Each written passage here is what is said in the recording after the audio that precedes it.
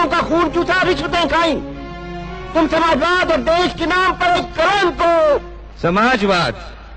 हमारे देश में समाजवाद कहाँ है? हमारे देश में तो अवसरवाद है, जात पातवाद है, कुर्सीवाद है। अरे समाजवाद तो तब आएगा जब आप अपने वोट की ताकत महसूस करेंगे। ये जो वोट है ना, ये कागज का टुकड़ा नहीं है कि डब्बे में डाला और चल दिए।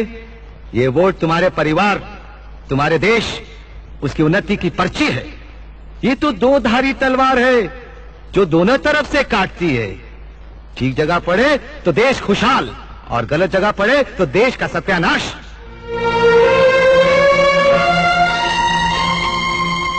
अरे भाइयों, हम तो आपसे एक सवाल पूछते हैं।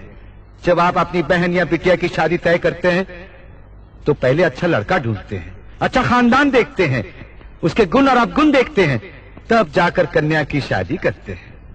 वोट भी तो तुम्हारी बहन और बिटिया है ना, उसको किसी को भी उठाकर दे देते हो। अरे भाई, ये वोट तो भरोसेमंद और ईमानदार को देना चाहिए। मगर आप लोग क्या करते हैं? बेचते हैं अपना वोट। वोट का ब्लैक मार्केट करते हैं। जिसने ज्यादा पैसे दिए उसे दे दिया। वोट तो ऐसे बांटते हो जैसे वोट सड़क पर मिलता है। कभी किसी दोस्त को दे दिया, कभी अपनी जात वाले को दे दिया, और कभी बेच दिया। अरे हम तो कहते हैं जो वोट बेचता है वो भी बेईमान है, जो वोट खरीदता है वो भी बेईमान है।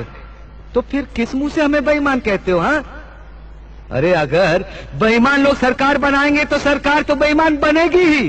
तो फिर चिल्लाते काहे को कि डाउन डाउन मुर्दाबाद? जिस दिन तुम वोट खरीदने वाले को अपनी चौखट से धक्का मारकर बाहर निकाल दोगे, उस दिन ये सब कुछ ठीक हो जाएगा।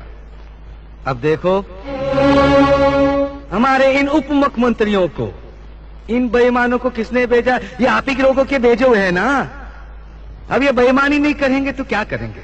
आज से 5 साल बाद जब इनको इलेक्शन लड़ना पड़ेगा तो ये पैसा कहां से लाएंगे? अरे यहीं से तो लाएंगे ना।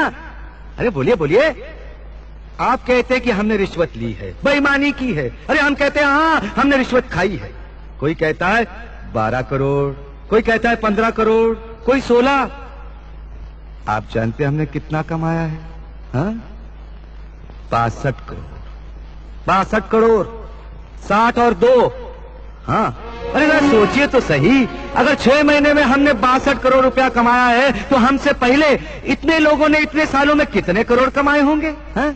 हिसाब लगा सकते हैं आप? अरे जब आप हमारा हिसाब नहीं लगा सके तो उन लोगों का हिसाब कैसे लगा सकते हैं? अरे हम तो कहते हैं उन लोगों से हिसाब मांगो, हम तुम्हारे साथ हैं, हम भी मिलकर हिसाब मांगेंगे। क्यों?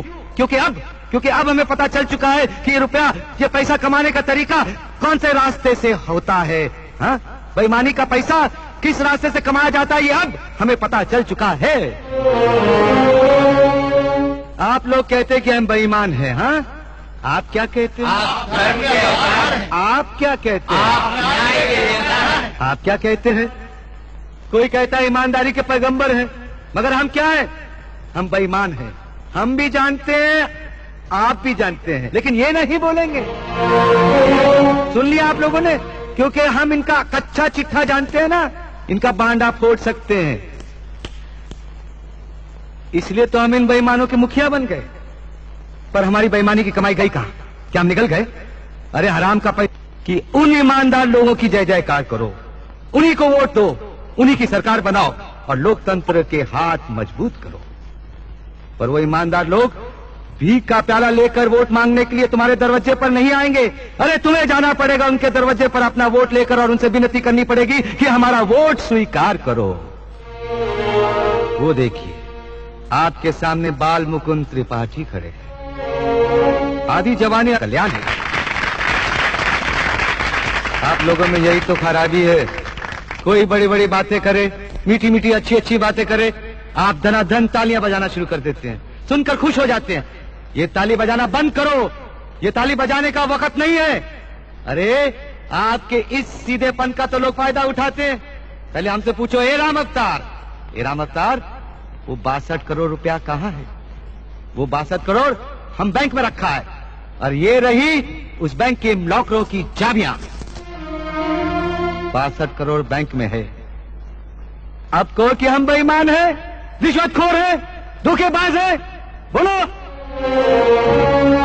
अगर लोगों को कुर्सी पर बिठाने का हक आप लोगों के पास है तो उनको कुर्सी से घसीट कर नीचे फेंकने का हक भी, ताकत भी आप लोगों के पास होनी चाहिए।